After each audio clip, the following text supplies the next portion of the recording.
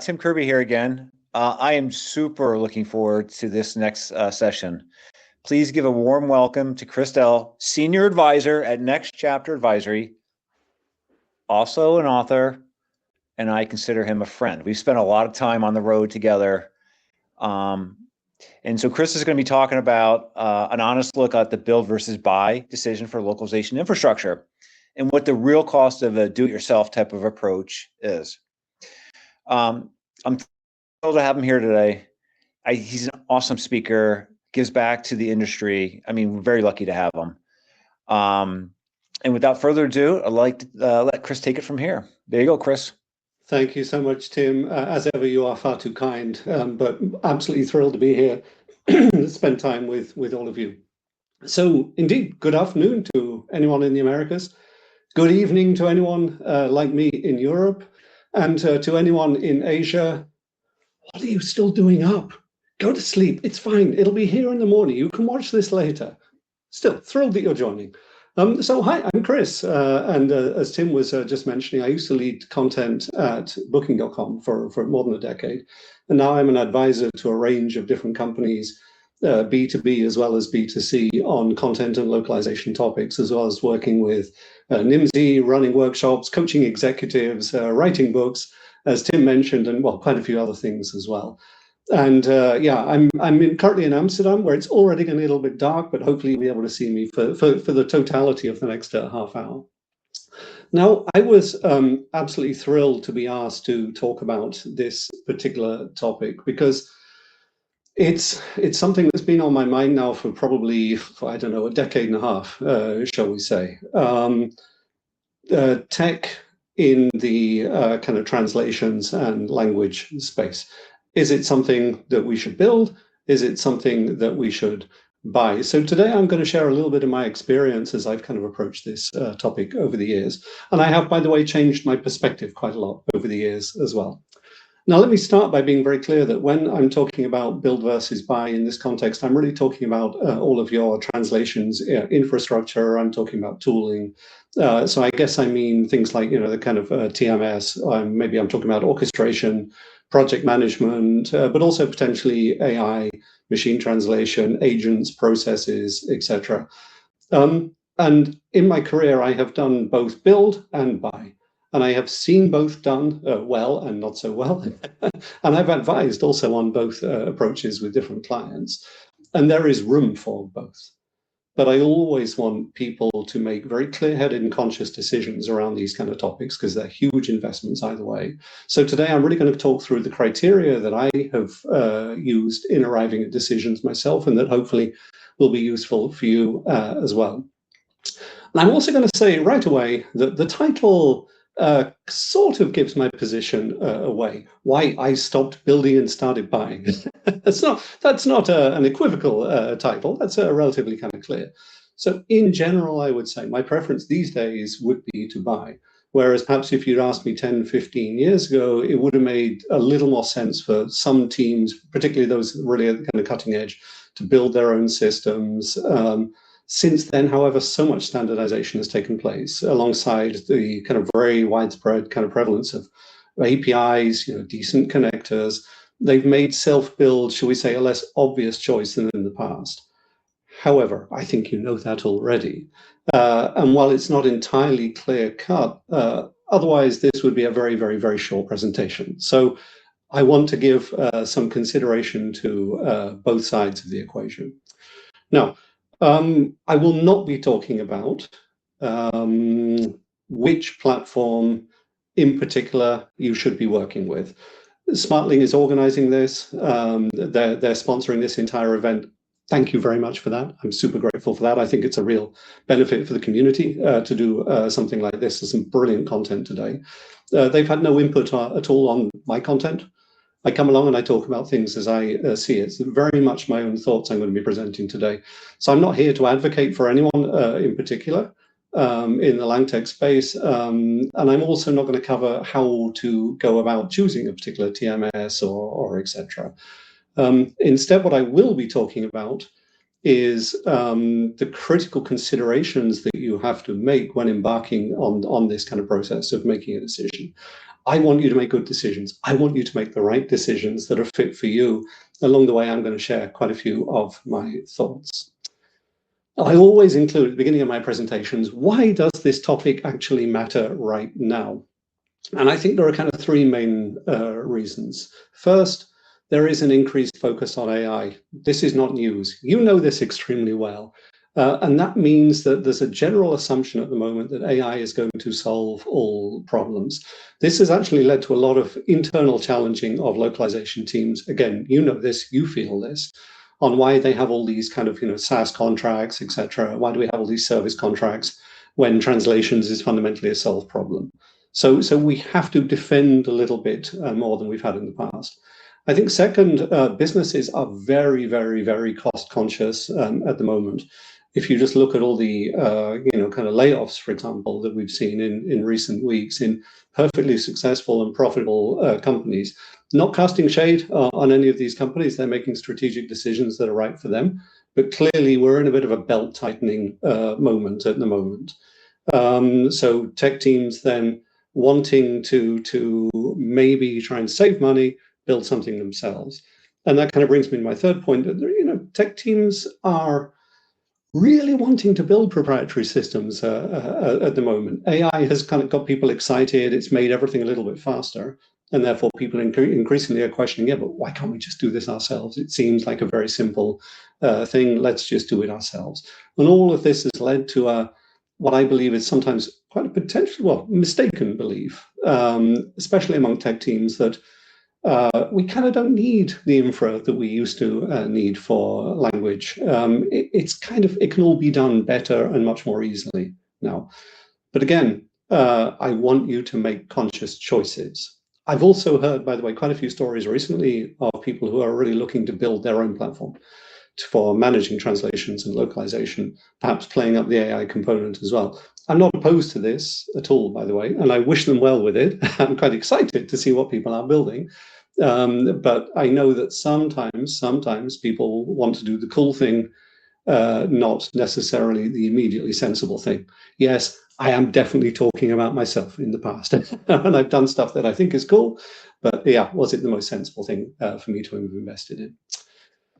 So in that spirit, over the next, let's say, 15, 20 minutes, I'm going to be covering the 6 things that I would consider when I'm making a build versus buy decision. So let's jump in straight. Number 1, the most basic, the most foundational thing.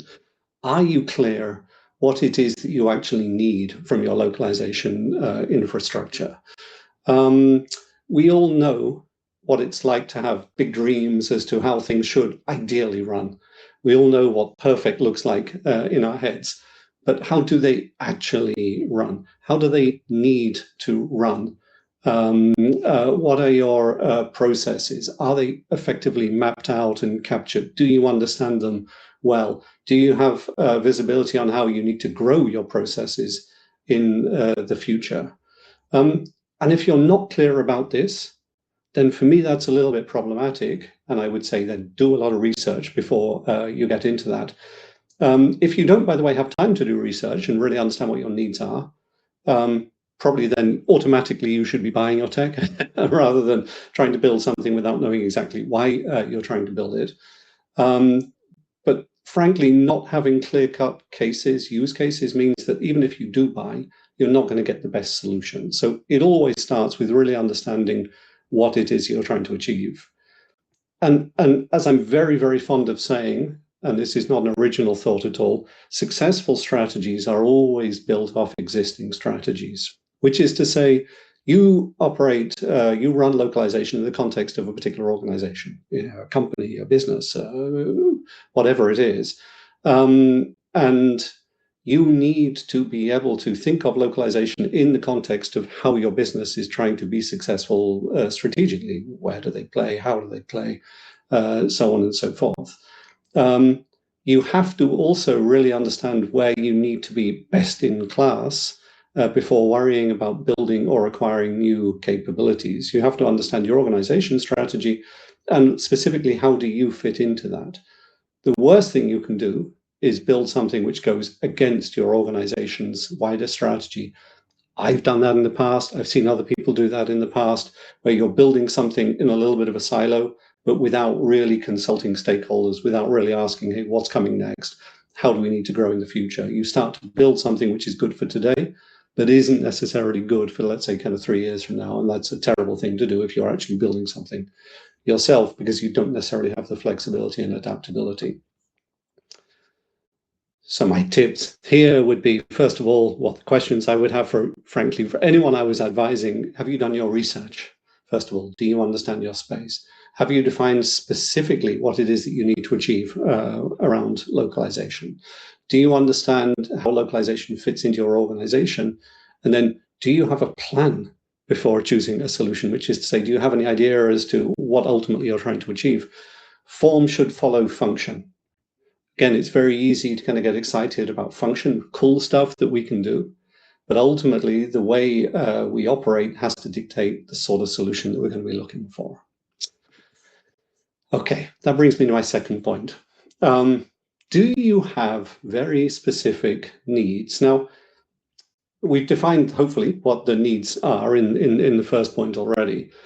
But a lot of the time, once you've defined your needs, you'll realize they're not actually very unique.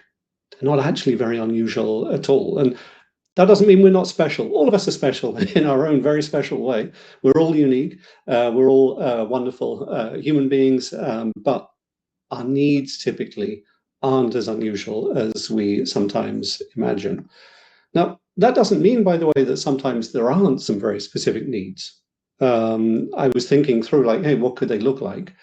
And I would say things like, if you have, let's say, metrics that are very, very, very specific and need to be captured in a very specific way, something that's really kind of non-industry standard, maybe then it makes sense to build some sort of solution. For example, booking, this is very public knowledge, we had a very specific experiment tool which we needed to kind of plug all of our stuff into. Actually, in booking for many years, there was a huge bias to insourcing. We wanted to build all of our own solutions. And sometimes there were extremely good reasons for that. Sometimes over years, it got challenged quite a bit. Sometimes there are very specific platform requirements. Let's say you need a translation with absolutely zero latency because it's going to be too bad for customer experience or something like that. Maybe occasionally, but this is going to be pretty edge. Maybe you work in a very, very niche industry. You have, let's say, very, very specific data handling requirements or incredibly niche knowledge that needs to be captured.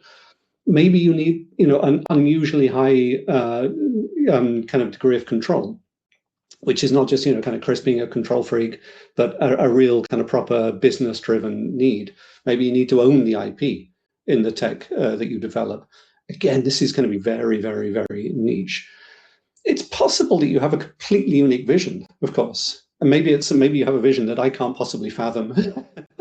I was thinking about this, like what would an example look like? Maybe if you wanted to build something that was, let's say, entirely translated by users, and I've actually built like user-generated content platforms, C2C platforms, in the past. That could be a very, very kind of unique and niche thing where you need maybe tens or hundreds of thousands of contributors, and therefore it makes sense to build something.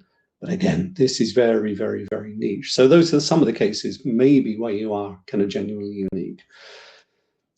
In most of the time, however, I don't know how to put this nicely, you're just not that special. But you are, of course, you are. As human beings, you are incredibly special, but your needs aren't necessarily as special as you imagine. And therefore, probably don't need to go the extra mile and incur all of the extra kind of hassle in building solutions. My third point, a little bit related to a couple of things I've talked about so far. Does localization drive competitive difference for you? Which is to say, how essential is localization for your organization's success? Now, this is an interesting one because I'm always talking about how localization is essential for growth, and I'm always defending localization to the rest of the business, and I buy into that 100%. And certainly, there's a very important 0 to 1 step. Where, hey, we don't have effective localization, now we do. That is extremely material. But I'm really talking about is the way you do localization or the control you have of localization processes, is that driving a very specific value creation or some sort of competitive advantage?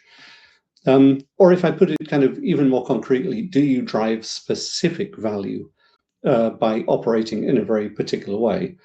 And then we're talking about, is there some sort of optimization or some sort of performance enhancement that you can't achieve with any other tooling?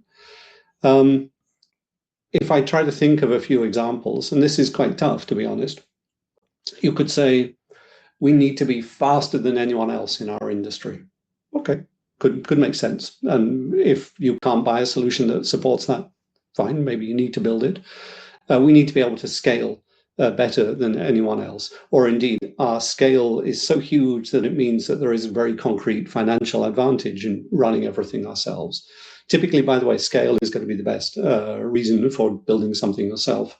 If I think of a very concrete example we had in Booking.com, again, I've talked about this many times in the past. We did build our own machine translation. Why? Because we had very large corpuses that were very clean, that made sense to then train our own things. Plus, we were also operating at a really gargantuan scale, an absolutely colossal scale, where it really did make sense then to be able to own all of that. Plus, also the sort of content we were using machine translation on maybe was kind of pretty repetitive, and therefore it didn't necessarily make sense to kind of invest elsewhere. Most companies are not going to be operating at that absolutely colossal scale, and they don't need to at all. And of course, if you really believe that genuinely you can do it better than anyone else, but there I would always kind of ask you to do a little bit of kind of reality check just to make sure that that's definitely true. I'm also a big believer that acquiring completely new core competencies is really hard. Now, this isn't me saying this. This is something you'll hear in all the kind of business schools around the world. Organizations in general cannot acquire more than one new core competency every, let's say, 2 to 3 years. Personally, I think it's about 3 years. And therefore, you really have to ask, is one of the core competencies that we need to acquire within this particular organization the ability to set up and run our own localization infrastructure? Because it is a commitment. I'll talk about that in just a minute, but this is a long-term commitment. This is something which is going to require a lot of maintenance in the future. It's something that you're going to have to become very expert in to be able to do it very, very, very well. Is this something that you really need your organization to be absolutely world-class at? Or indeed, another way of putting that, sorry, before I jump on, is always, I always ask the question, what do you want to be famous for? Is this something that you want to be famous for? Or is it something you need to be famous for specifically? And by the way, within the context of Booking, I always used to argue that, yes, hey, it's a very, very scaled platform. It's operating in close to 200 countries and territories around the world. It's a proper two-sided marketplace where a very large proportion of transactions inevitably are going to be cross-border, again, public knowledge. And therefore, yes, maybe there is a case to be made for acquiring a very particular kind of competency around language processing. But it's niche, really. It's very, very niche. My next point, really, really, really important one, perhaps the most important, but we have to do all the others first because that's the kind of working up to it. Do you have easy access and sustained access to tech resource? Or as I put it here, can you actually finish what you are about to start? And by technical resource, what I mean is developers, engineers, product managers, machine learning experts. These, in my experience, typically are the resources you have to fight hardest for in any organization. They tend to be the most valuable resource in terms of the most scarce, but also the one that everybody is constantly kind of pitching for and kind of bartering for. So if you don't have this kind of resource, you're going to have to pitch for them. You're going to have to then retain them as well. To make this a little bit easier, I created a little flow chart. So let's run through the best case scenario at the top. Do you have access to tech resource? Yes, I do. I have 2 or 3 dev teams, and they're there dedicated just to kind of support me. are you still going to have access to this team in 3 years' time? Bearing in mind that it's not just a question of kind of building something, but it's also a question of how do we maintain this in the future. And bearing in mind that there will be inevitably over a 3-year period reprioritization of resource within any organization. But let's assume again, still, yes, you are. My next question would be, is this the absolute best thing that you can put this tech resource on, that you can put these engineers, machine learning experts, whatever on? Now, it's possible that you say yes categorically, because this does need to be, this is going to give us competitive advantage. We are special. We are one of Chris's unicorns, and therefore off you go, brilliant. And just keep me up to speed, keep me updated, because I would love to know what you're building. Probably you're building the future, something incredibly cool, and yeah, everyone will find out about it in the future. Let's, however, also think about what the alternative is. Okay, you don't have easy access to tech resource. Then my next question always would be, well, can you at least buy in tech resource? Can you get budget for some contractors or something like that? Now, if the answer is no, if that's challenging, already I'm going to say, forget it. Okay, you work with whatever you find in the market. If you do have budget, I'm going to ask the same question I asked before. Are you still going to have budget in 3 years' time? Yeah, Chris is really dampening your spirits at this point. Again, it's very, very hard. A little bit easier to have money than FTEs, but still, it's a little bit hard to predict, particularly at the moment, what our budget's going to look like in 3 years' time. And then again, the question, yeah, but could you potentially use that budget for something else? Typically, you can always use the budget for something else. Typically, there's always something a little bit more kind of immediate. And therefore, I'm going to say, go do that instead. We have to be a little bit kind of practical. Realistically, you're not going to vibe code a solution for infrastructure on this scale. And therefore, absolutely essential that you know you have and will continue to have the resources to be able to make this happen. And the other thing I will just remind you of, because I've been here many times in the past, it's not just a question of securing the investment today. You will have to continue to justify the investment. If you look at all the reprioritization going on in so many companies at the moment, where stuff kind of gets moved around, it happens a lot. I was having to defend all of my investments, probably on an annual basis, frankly, even on a kind of quarterly basis a lot of the time, because particularly publicly listed companies, they're reporting quarterly, and therefore they're shifting resources around on a fairly regular basis. So you will be challenged if you decide to go the kind of custom tech route, build something yourself. And it's very, very, very problematic if you're not able to sustain that investment. Okay, next question. This is a luxury question. Do you just have too much money? Do you just have too much capital at your disposal? This is an interesting one, because there are some companies, not as many as there were, but there are some companies that do just have too much cash. And actually what they want to do is spend as much money as possible. It's important to understand the difference between CapEx and OpEx, and maybe everyone in this call already does, but just in case you don't, capital expenditure is typically when an organization makes a one-off investment that creates a very unique value for the company. Often it's going to be in, let's say, kind of machinery or something like that, something probably a little bit physical, but it is sometimes possible to capitalize dev costs. And this sometimes can look quite good on the balance sheet. So sometimes your CFO actually will be kind of happy that you go and spend, X million dollars, euros, whatever it is. And it then gets depreciated or amortized over time. However, most money that's actually reasonably kind of accessible, the money that you're getting in budgets, let's say on an annual basis, is operating expenses. That's where typically, kind of SaaS and service contract costs are going to go. It's a recurring billing. It's coming up on an annual basis. It's very, very predictable. That's why finance departments really, really like that kind of predictability. So it's a very unusual situation when you do have too much capital that needs to be spent and a company really wants you to spend it. Can sometimes, however, make sense. I have done it a couple of times.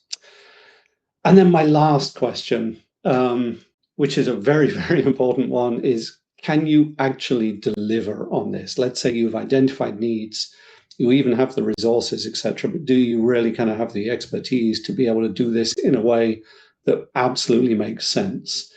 And the reality is most people in localization aren't product managers aren't deeply technical. Again, no shade, and I see the LOC teams getting more and more technical all the time, but you need a little bit more than that. Realistically, to be able to build proper translations infrastructure or localization infrastructure, you're going to need probably some sort of product manager,